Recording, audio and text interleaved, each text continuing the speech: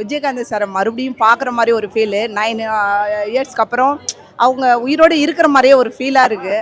அதுவும் அந்த பொட்டு வச்ச தங்க குடம் மறக்கவே முடியாது. சூப்பராக இருக்குது. அந்த சாங்கை பார்க்கும்போதே தன்னால் கண்ணுலேருந்து தண்ணி கொட்டுது. அந்த மாதிரி ஒரு ஃபீல் வருது. படைத்தலைவன் ஆமா, படைத்தலைவன் சீரியஸா வந்து ஒரு ஃபீல் அவுட்டான ஒரு மூவின்னு சொல்லலாம். ஏன் அப்படின்னா ரொம்ப ஆகணும்னு இல்லாம எனக்கு இந்த படத்தோட மிகப்பெரிய ஹைலைட்டா தோணுன விஷயம் 2 விஷயம். ஒன்று வந்து ஸ்க்ரீன் பிளே. ஏன்னா இதுதான் கதை ஆரம்பிக்குதுன்னா அந்த ஒரு ஸ்க்ரீன் பிளேலே கொண்டு போய் எண்டிங் வரைக்குமே முடிச்சது. இடையில வந்து லவ் ரொமான்ஸ் இந்த வேற ஒரு ஸ்டேஜுக்கு போகிறது, வேற ஒரு உலகத்துக்கு போகிறது, அந்த மாதிரிலாம் எதுவுமே இல்லாமல் இப்படி தான் ஆரம்பிக்கிறோம், இதில் தான் நகருது, இதுதான் கண்டினியூ ஆகும் அப்படின்னு சொல்லி கடைசி எண்டிங் வரைக்குமே அதை கொண்டுட்டு போய் அந்த ஃபீலாக முடிச்சது வந்து ரொம்ப நல்லா இருந்தது. ஸ்க்ரீன் பிளே பக்காவான ஒரு ஸ்க்ரீன் பிளேன்னு சொல்லலாம். படம் பார்த்தோம். படம் நல்லா இருக்கு, ஃபேமிலியோட உட்காந்து பார்க்கலாம். ரெண்டாவது வந்து விஜயகாந்த் சார் வந்து பழைய படத்துலலாம் எப்படி ஃபைட் பண்ணுவார் அதே மாதிரி அவங்க பையன் நல்லா அடிச்சு தூள் கலப்புறாரு. நல்லா இருக்கு. இது வந்து சென்டிமெண்ட்டு, பாசம், அதுக்கப்புறம் கடன் பிரச்சனை, ஒரு ஜீவராசி பாச போராட்டம், அது மாதிரி எல்லாம் கலந்த கலவையாக இருக்குது. நல்லா இருக்கு. நம்ம விஜயகாந்த் சார் பையன் நடித்த படத்துக்கு வந்தோம். படைத்தலைவன் ரொம்ப பிரமாதமாக இருக்குது.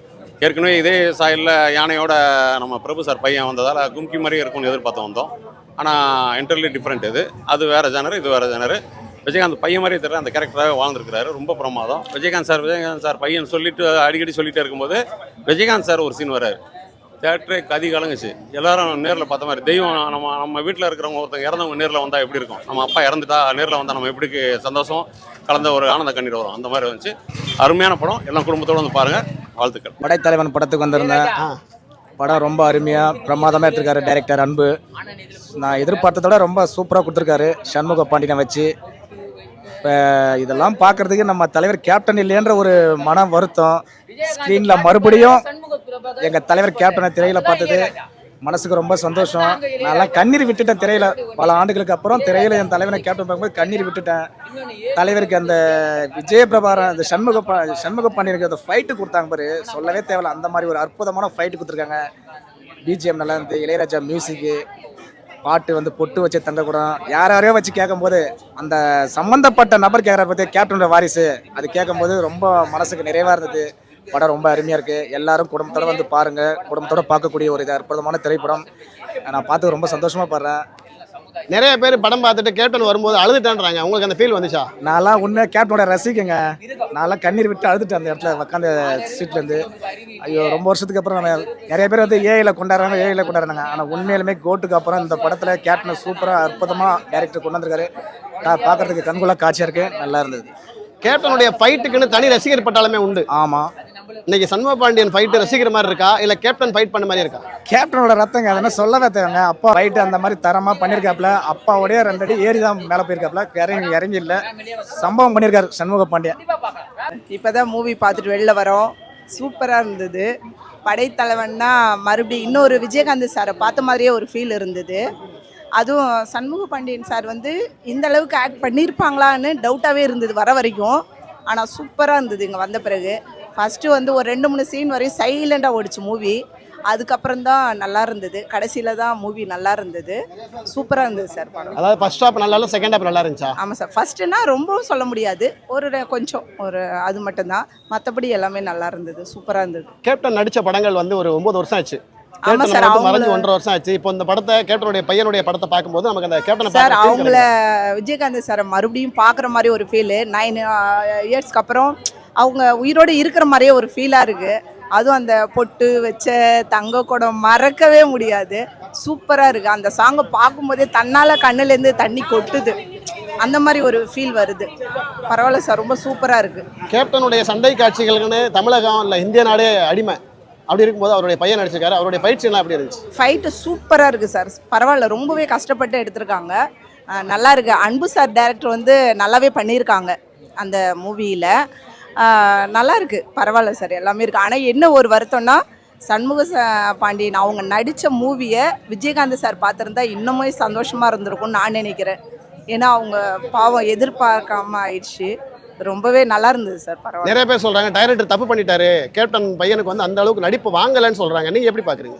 இல்லை சார், அப்படி இல்லை. இவங்க வந்து ஃபஸ்ட்டில் அதான் ஸ்லோவாக இருந்தது.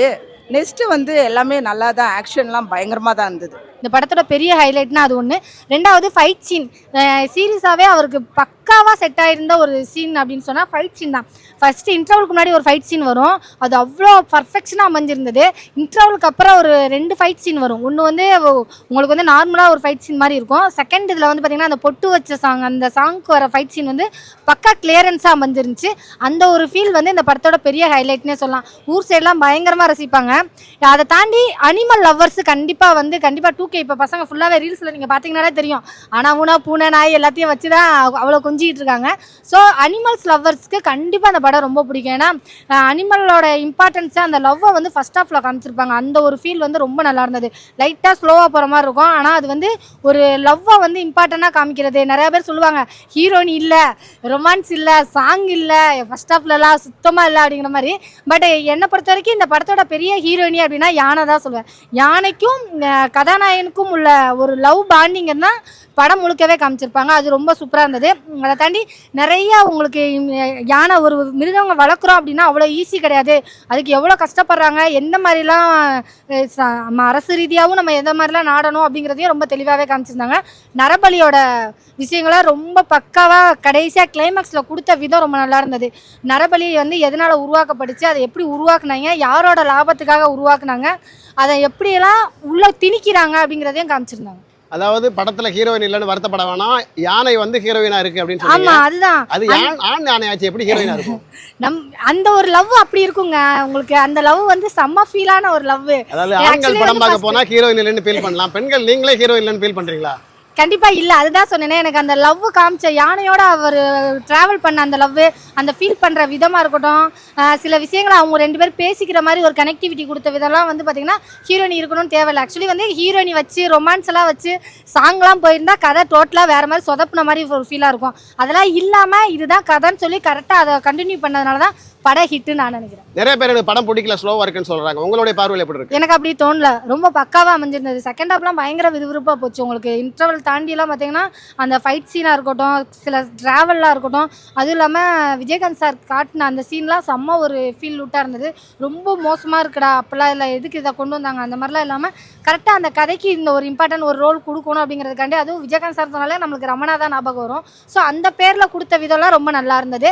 ஸ்டார்ட் பண்ணும்போது விஜயகாந்தோட அந்த டைலாக்ல இருந்து ஆரம்பிச்சு எண்டிங்கும் கடைசி வரைக்கும் முடிச்சது வந்து ரொம்ப ஃபீலா இருந்தது. கடைசியா போன வாரம் தக்லை படம் பார்த்திருப்பீங்க, அந்த படம் பார்த்துட்டு இந்த படம் பார்க்கும்போது எப்படி இருக்கு? இந்த படம் உண்மையிலே ஃபீல் விட்டா இருக்குங்க. அதில் நான் நிறைய கொஞ்சம் வருத்தமாக இருந்தது. எக்ஸ்பெக்டேஷன் ஓவர் எக்ஸ்பெக்டேஷன், ரொம்ப அவ்வளோ கோடி செலவு பண்ணி இவ்வளோ கோடி செலவு பண்ணோம் அப்படின்னு சொல்லி சொன்னாங்க. அது போய் பார்த்துட்டு ரொம்ப ஃபீல், ஒரு ஏதோ ஒரு விஷயத்தில் நம்ம என்னடா ஏமாந்துட்டோமோ அப்படிங்கிற மாதிரி ஒரு ஃபீல் இருக்கும்ல, அந்த ஃபீலோட வெளியே வந்தேன். பட் இந்த படம் வந்து நீங்கள் சொல்கிற மாதிரி மாசாக இருக்கும் அப்படின்னு நினச்சி எக்ஸ்பெக்டேஷன் பண்ணல. அது என்ன ரொம்ப மொக்கையாக இருக்குன்னு சொல்ல முடியாது. ஒரு நல்ல ஒரு படம் பார்த்துட்டு வெளில வர ஒரு ஃபீல் இருக்கும்ல, அந்த ஃபீல் வந்து இந்த படம் கொடுத்துருச்சுன்னு சொல்லலாம். ஃபஸ்ட்டு 2 படம் எப்படின்னு எனக்கு தெரியல, பட் இந்த படத்தில் வந்து அவரோட ஆக்டிங் ரொம்ப ரியலிஸ்டிக்காக இருந்த மாதிரி இருந்தது. அவர் பேசுகிற விதமாக இருக்கட்டும், ஒரு டைலாக் மாசான டைலாக் கிடையாது, சிம்பிளான ஒரு 2 லைனாக இருந்தாலுமே நீட்டான அந்த ஒரு டைலாக்காக இருக்கட்டும், தெளிவான ஒரு தமிழ் அர்த்தங்களோட பார்த்த ஒரு ஃபீல் கிடைச்சது. ஃபைட் சீன் வந்து நம்ம ஏதாவது ஒரு 2 சீன்லையாவது நம்ம விஜயகாந்த் சாரை மிஸ் பண்ணுறோமோ அப்படிங்கிற ஒரு ஃபீல் இருந்தது.